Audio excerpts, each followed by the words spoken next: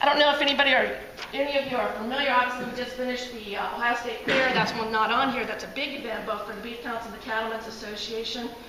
With the attendance this year, it was a great opportunity to promote beef, and the industry, of course, had a lot of activities going on there.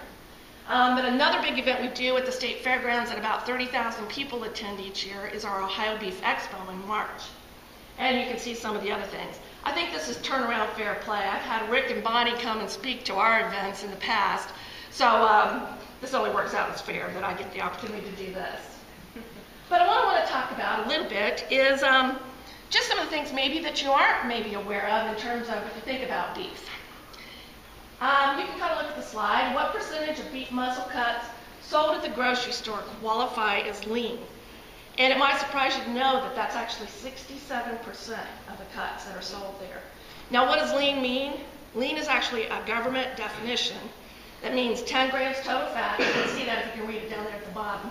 4.5 grams or less of saturated fat, and 95 milligrams or less of cholesterol per 3.5-ounce serving. So very, very significant in terms of the improvements we've made to our product from a leanness standpoint. And you can look at that one for yourself as well. As you can tell, we contribute less than 10% of saturated fat and total fat in the diet, and actually we have less cholesterol even, and that's probably something that is confusing to a lot of people, than what you would find in chicken or in eggs. So a great story to tell. We actually had some research that some of you may have heard about that was introduced in the last year and a half. We call it the BOLD study. It's out of Pennsylvania State University. It was actually published in the American Journal of Clinical Nutrition, and it's beef in an optimal lean diet. And it really said that including lean beef in a heart healthy diet on a daily basis can actually help you lower cholesterol. And I'll bet that's something you probably don't hear each and every day. You know, a lot of things have probably happened over the years in terms of what we've done from our breeding and our feeding practices to produce a leaner product that really fits consumers' needs. So just want to share some of that with you. The other thing that I think probably is something that folks don't realize a lot of time is beef is really a natural source of 10 essential vitamins.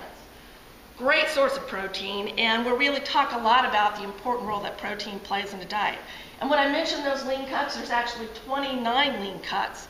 And of those, 6 of them actually have the American Heart Association's heart check, if you will. And you're probably all familiar with that in terms of the value of that, including that in a healthy diet.